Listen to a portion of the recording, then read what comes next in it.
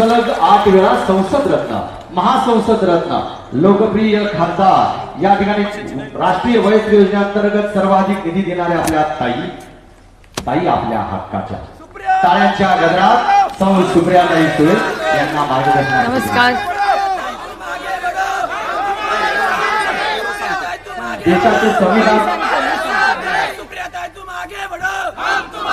नमस्कार आदरणीय पवार साहेब, सदाबापू, आप्पासाहेब जगदाळे, सतीश मामा खोमणे, जवाहर शेठ, जगन्नाथ बापू शेवाळे, राजा राजापूरकर, विकास लवांडे, रविकांत वरपे, हिरालाल राठोड, कविताताई मैत्रे, गणपताबा देवखते, सुभाष आप्पा डोले, अमोल देवखते, SN बाबू जगताप, महारुद्र पाटील, तेजसिंग पाटील, सत्यव्रत काळे, संदीप गुजर, वैभव बरुंगले, पौर्णिमाताई, सागर मिसाळ, अनिकेत निंबाळकर, वनिताताई बनकर, प्रियांकाताई, राजूदादा, नंदा वहिनी, श्रीनिवासदादा वहिनी, रणजितदादा वहिनी, ज्यांचं भाषण आपण आत्ताच ऐकलं, असे ज्यांनी आपल्या सगळ्यांमध्ये जी चुरस लावली आहे असे संजय जगताप, रोहितदादा, युगेंद्रदादा, व्यासपीठावरील सर्वच मान्यवर आणि उपस्थित बंधू आणि भगिनी, हनुमान मंदिर कनेरीला च्या समोर नतमस्तक होऊन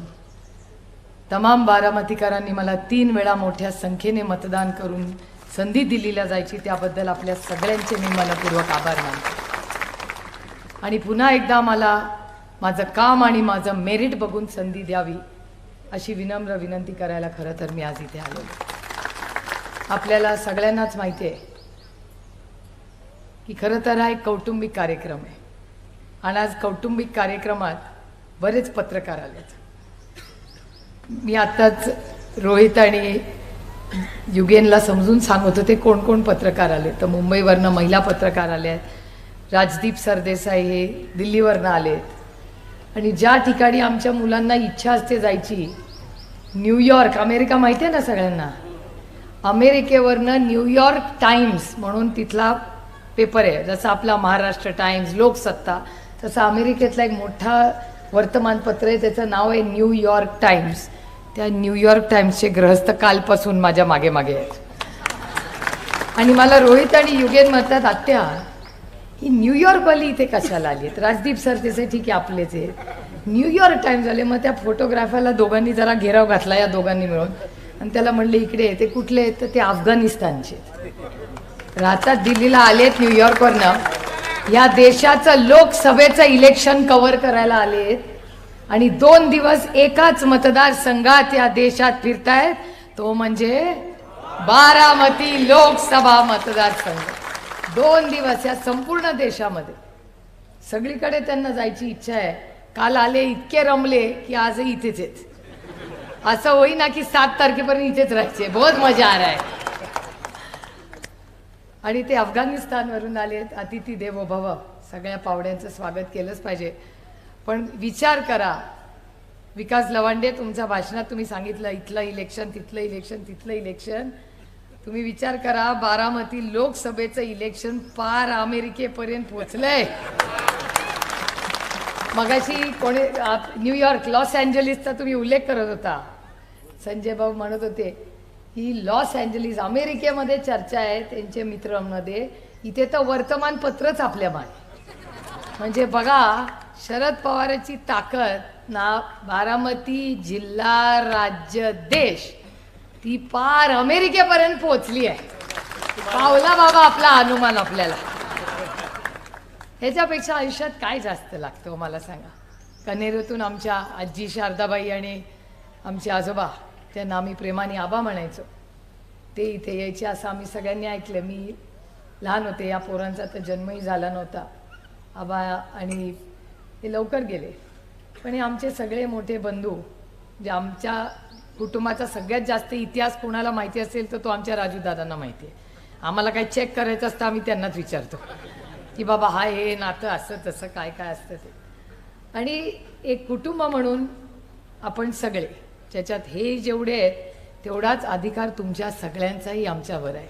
कारण का बारामती लोकसभा मतदारसंघ म्हणजे माझं एक मोठं कुटुंब आहे. मी जेवढा वेळ सदानंद सुळेंबरोबर घालवत नाही ना, तेवढा तुमच्या सगळ्यांबरोबर घालवते आणि आनंदाने घालवते. आता काल ते फॉर्म भरायला आले होते, लोक म्हणते हाच काय ते, म्हणलं हा. थांबताय काय, म्हटलं नाही. म्हटलं आमचं लग्न कसं आहे, आतिक्या खंडाळा, खंडाळ्याच्या खाली नवरा, खंडाच्या वरती तुम्ही. त्याच्यामुळे त्याचं इथे नाही आणि तिथे आपण ढवळाढवळ करत नाही, ते इथे ढवळाढवळ करत नाही. त्यामुळे तुमच्या सगळ्यांच्या सहकार्याने आपण खूप चांगलं काम गेले अनेक वर्ष एकत्र करत बसलो. हे बघा, एकातलं काय होत नाही. आणि ताट कसं वाढलं ना की ताटातलं वाटीत आणि वाटीतलं ताटात, असंच सगळं चाललं होतं. आता थोडीशी नाराजी झाली आहे 6 महिने, त्याच्यामुळे सगळ्यांचाच रोष माझ्यावर आहे. आता तर 10 वर्षाचा हिशोब लोक काढतात आणि 10 वर्षात काय केलं, काहीच नाही केलं. अरे तुम्ही पण होता ना सत्तेत. असं आहे, मी कधीच म्हणत नाही मी केलं, आपण केलं. मी कधी काय मायकाच्या खिशातले पैसे देते काय, ही पाण्याची स्कीम मी केली काय खिशातल्या पैशांनी नाही केली. अर्धे केंद्र सरकारने दिले, अर्धे महाराष्ट्र सरकारने केले. आणि तेव्हा महाविकास आघाडीचं सरकार होतं, उद्धव ठाकरे या राज्याचे मुख्यमंत्री होते, तेव्हाचे पैसे. त्याच्यामुळे मी काय घरच्या पैशातून विकास करत नाही बाबा. तुम्ही सगळ्यांनी आशीर्वाद दिला, खासदार झाले. आणि जे माझ्यावर टीका करतात की मी 10 वर्ष काम करत नाही, पहिलं 5 वर्षाचाच आपण हिशोब करूया. हे 5 वर्षाचं माझं पुस्तक आहे, जे मी आज छान पॅक करून पाठवून देणार आहे त्यांना. आणि माझा विश्वास आहे की मराठीतच आहे, मराठी. आणि हे पुस्तक पाठवून मी माझी त्या सगळ्याच माझ्या विरोधकांना विनम्रपणे विनंती, एक अर्धा पाऊण तास फक्त वाचायला थोडा वेळ लागेल, वेळ नसेल मी समजू शकते. चाललं तरी मी तुम्हाला सांगते, उद्या कनेरीला जे येतील ना, ती सगळी मलाच मतदान करतील. कारण काय सगळं ह्याच्यात लिहिलेलं आहे, काही वेगळं लिहिलेलं नाही आणि सत्य आहे. आणि मी सांगते की हे मी नाही केलेलं, आपण सगळ्यांनी मिळूनही केलेलं आहे. आपला पक्ष एक होता, आपण सगळे एकत्र काम करत होतो. आणि ठरलंच होतं ना, दिल्लीची सगळी कामं मी करायची, इथली तुम्ही सगळी करायची. मी कधी त्यांच्यात कुणाच्या ढवळाढवळ केली का? आमच्या आई, आमच्या मोठ्या वहिन्यांनी आम्हाला काय शिकवलं, मोठ्यांचा मान सन्मान करा, छोट्यांना प्रेम द्या. आम्ही छोट्यांना प्रेम देत गेलो, मोठ्यांचा मान सन्मान करत गेलो. मोठ्यांच्या समोर एक पाऊल मागे. मगाशी एक बापूसाहेब भेटले मला तिथे काट्याच्या वाडीला, मला मंदिरात बसले होते. मला म्हणले तुम्ही फार येत नाही, बाकी सगळ्या तालुक्यांमध्ये फिरता, बारामतीत कमी यायचा, जास्त जिव्हाळा लावा. म्हटलं अहो लावायला आहे, मी वर्षातून येते, माझ्या भावाचं इथे घर आहे, इथे घर आहे, सगळे इथेच आहे ना. पण ते म्हणले तुम्ही बाकीच्या तालुक्यांपेक्षा बारामतीला कमी वेळ द्यायचा. हो, मी कमी वेळ द्यायचे मान्य करते, पण त्याला कारण होतं. कारण का इथे आपलं ठरलं होतं की इथलं सगळं त्या सगळ्यांनी बघायचं आणि बाहेरचं सगळं मी बघायचं.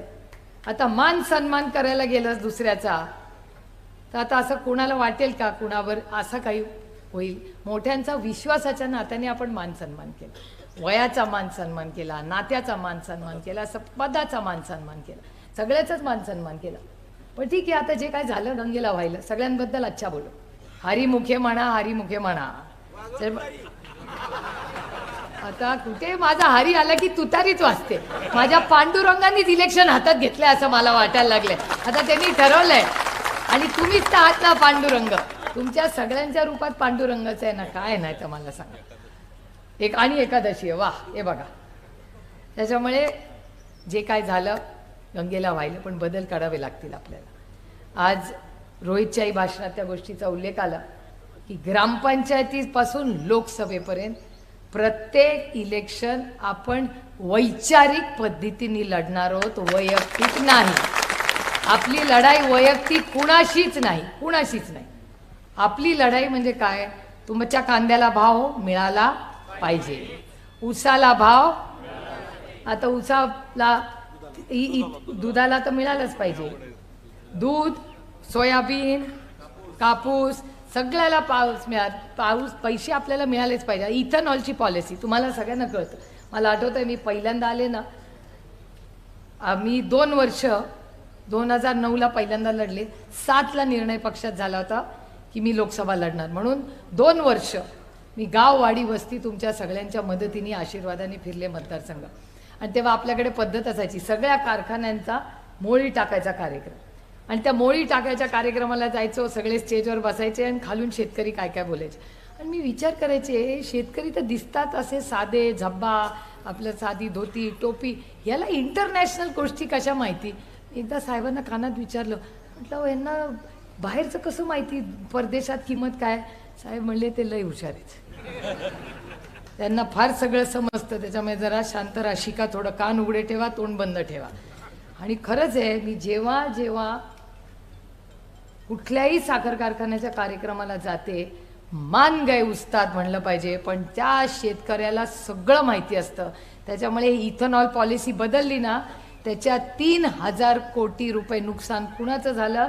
तर ते शेतकऱ्या झालं. तुम्हाला ते पैसे तुमच्या अकाउंटला आले असते, आले का? तर नाही आले. कांद्याची निर्यात, माझं निलंबन झालं. एकीकडे संसद रत्न तेच देतात, दुसरीकडे निलंबन घेतात. निलंबन कशासाठी झालं?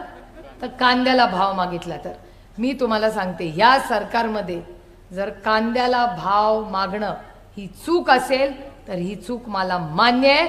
मला फाशी दिली तरी चालेल, पण मी कांद्याचा भाव मागत राहणार आणि शेतकऱ्यासाठीच लढतो ना, नाही तर कुणासाठी लढते? अन्नदाता सुखी भव, हेच तर आपले संस्कार आहेत. त्यामुळे शेतकरी विरोधात, कामगार विरोधात, महिला विरोधात माझा आरोप आहे या सरकारवर. माझी त्यांची वैयक्तिक काही लढाईच नाही, माझी लढाई वैचारिक आहे आणि माझी महाराष्ट्रात तर कुणाचीच नाही. महाराष्ट्रात लढून काय करणार हेच तर त्यांना पाहिजे. आपापल्यात भांडणं लावायची आणि ते दिल्लीवरनं मजा घेत आहेत. नाही घेऊ देणार, नाही आम्ही इथे भांडणं करणार, आम्ही लढणार. अरे जो आपल्यापेक्षा वीक आहे ना, त्याच्याशी काय लढणार? माझा बिचारा ड्रायव्हर, त्याला मी रागवले, काय करेल बिचारा, पापी पेट कसा वाले, ऐकून घेईल दोन माझे वाईट शब्द. लढायचं असेल ना तर आपल्यापेक्षा ताकदवराशी लढा, म्हणून हनुमान मंदिरात आले. लढेंगे तो अपने ताकदवर से लढेंगे. हे मी परवा एका मुलाला म्हणलं, मगाशी हा म्हणत होता रोहित त्याच्या भाषणात, जो घाबरेल ये ते मी त्यांना म्हणलं, हो कशाला फोनला घाबरता?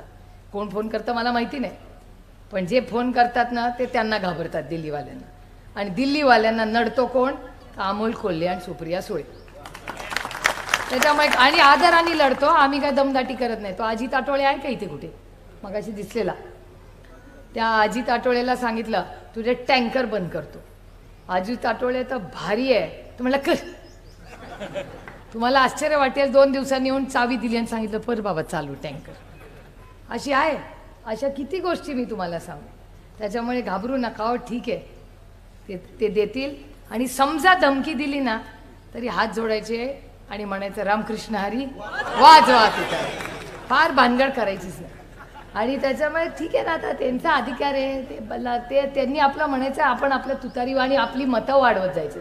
त्यांच्याकडे काय चाललंय, काय काय भानगडी पडायचं नाही. आपण एकच लक्ष, रामकृष्ण हरी. 7 तारखेला आपलं इलेक्शन आहे, नंतर महाबळेश्वर आणि गोवा बिवाला जायचं, बुकिंग नाही करायचं. हे पोरांनो, आपल्याला बाग बांधून जायचंय, आपल्याला शिरूरला, नंतर पुण्याला जायचंय, तिकडून मावळला जायचंय आणि त्याच्या साताराला जायचंच आहे.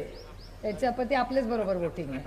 त्याच्यानंतर आपल्याला मुंबईला जायचंय, आपले पण सगळे सोयरे तिकडे आहेत, त्याच्यामुळे मुंबईला पण जायचंय. त्याच्यामुळे अजून 1 महिना आहे, मेहनत करायची आहे सगळ्यांना.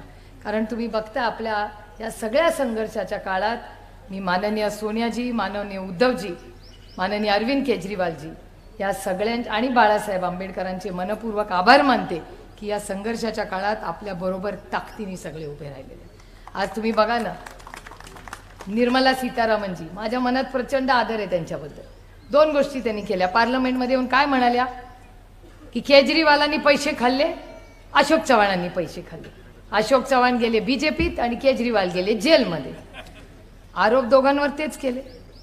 भ्रष्टाचाराचे आरोप मी नाही केले ना, अशोकरावांवर केले. कधी अशोकराव माझ्यावर नाराज आहेत आता की सुप्रिया सुळे सारखंच माझं काळ. म्हटलं अहो मी कधी म्हणले, मी तर उलट पार्लमेंटमध्ये म्हणले आमचे अशोकरावांनी पैसे नाही खाल्ले. ज्या निर्मला सीतारामन म्हणल्या पैसे खाल्ले, आता अशोकराव त्यांच्याच पंक्तीला जाऊन बसले.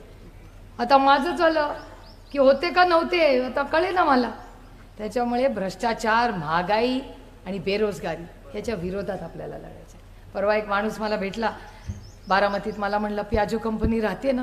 म्हणलं असं काय बोलतोय? तो म्हणले नाही, साहेबांनी आणली आणि नवीनवाल्यांनी घालवली, मग केवढ्यात पडायचं. सगळ्याच कंपन्या चालल्या आहेत बाहेर. गोष्ट खरी आहे, लोकांमध्ये प्रचंड अस्वस्थ आहे. मी तुम्हाला शब्द देते की बारामती लोकसभा मतदारसंघातल्या 99% फॅक्टरी, कंपन्या, संस्था या आदरणीय पवार साहेबांनीच आणल्या आहेत आणि चालवलेल्या आहेत आणि त्यातली एकही नोकरी आम्ही दुसऱ्या राज्यात जाऊ देणार नाही. हा शब्द आहे मला तुम्हाला. आम्ही वाढू पण कमी करणार नाही. आणि त्याच्यामुळे हे इलेक्शन हे महत्त्वाचं इलेक्शन आहे. या इलेक्शनमध्ये आपण सगळ्यांनी शेतकऱ्यांसाठी, कष्ट करणाऱ्यांसाठी ही लढाई आहे. ही वैयक्तिक माझी कुणाचीच लढाई नाही आहे. माझी लढाई एक चुकीच्या विचाराच्या आणि चुकीच्या धोरणांच्या विरोधात आहे. आणि 3 शब्द देऊन माझं राजकारण आणि समाजमार्ग मी करते. सेवा, सन्मान आणि स्वाभिमान. सेवा मायबाप जनतेची, सन्मान शेतकऱ्यांचा, ज्येष्ठांचा आणि महिलांचा, आणि स्वाभिमान तुमच्या आणि माझ्या महाराष्ट्राचा. त्यामुळे आपण सगळ्यांनी जी साथ मला दिली, आणि चिन्ह बदललंय, मी पक्ष बदलला म्हणून चिन्ह नाही बदललेला. चिन्ह गेलं, का गेलं, कशाला गेलं, सगळ्यांना ती कथा माहिती आहे. आता त्याच्यात नाही मी पडणार, कारण का मी इतिहासात एवढी रमत नाही. मी वास्तवतेत जगते. माझा काल नाही मी बदलू शकत, पण माझा उद्या मी नक्की बदलू शकते. तेवढी ताकद माझ्यामध्ये आहे. आणि म्हणूनच या हनुमान मंदिरात कनेरीला आज आलेले. आणि आज हां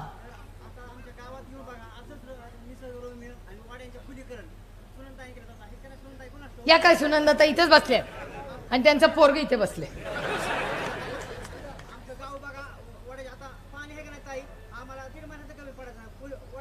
वा, सुनंदा वहिनी इथेच आहेत, राजू दादा पण इथेच आहेत. वा, किती छान. बघा किती आनंद वाटतोय आम्हाला. हे तुमच्या माहितीसाठी सांगते, हे सगळं जे इथलं आहे ना, यांचे अध्यक्ष आमचे श्रीनिवास बापू आहेत. हे सगळं तेच बघतात सगळं आता. त्याच्यामुळे हे मला इतकी आनंद वाटतोय की आज श्रीनिवास बापूंच्या माध्यमातून इथे चांगले बदल होत आहेत. शर्विला वहिनी इथे काम करतायत. तुम्ही नंदा वहिनींचं सांगितलं काम.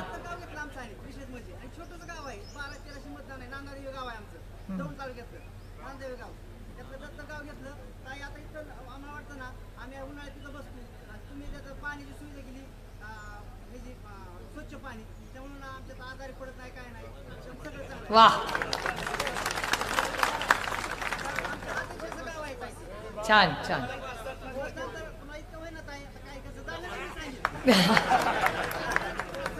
झाल्यावर संजय भाऊ तुम्ही बोलला त्याला उत्तर आहे जोर आहे. दौंड मधून आहे आणि दौंड मधून उत्तर आलंय. पण आपल्याला माहिती आहे आता आपलं नवीन चिन्ह आहे. 2च गोष्टी आपल्याला करायच्या आहेत की गाव, वाडी, वस्तीपर्यंत पुन्हा पुन्हा पुन्हा पुन्हा चिन्ह पोचवणं. कारण का आपलं चिन्ह म्हणजे शुभ संकेत येतो. तुम्ही विचार करा, तुतारी वाजवणारा माणूस कुठे असतो? जेव्हा लग्न कार्य असतं तुतारीच वाजते. शुभ कार्य, सगळी शुभ कार्य.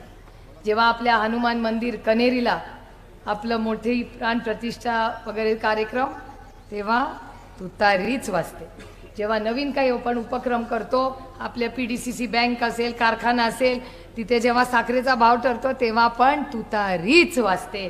आणि जेव्हा छत्रपती शिवाजी महाराजांनी युद्ध पुकारलं तेव्हा पण तुतारीच वाजली होती. त्याच्यामुळे तुतारी वाजवणारा माणूस हे चिन्ह आणि बूथ कमिटीचं चांगलं काम आपण सगळ्यांनी करावं. आज आपण आलात, आमचं सगळ्यांचं प्रेमाने जे स्वागत केलं याबद्दल पुन्हा एकदा तमाम बारामतीकरांच्या समोर नतमस्तक होऊन आपला आशीर्वाद आपण माझ्या मागे ठेवा एवढीच विनम्र विनंती करून 7 मेला तुतारी वाजवणाऱ्या माणसाचं बटन दाबून मदत करा एवढीच विनंती करून आपली रजा घेते. जय हिंद, जय महाराष्ट्र, जय आघाडी. धन्यवाद. यानंतर दुसऱ्या हरित क्रांतीचे जनक, महिला सक्षमीकरण, महिला आरक्षणाचे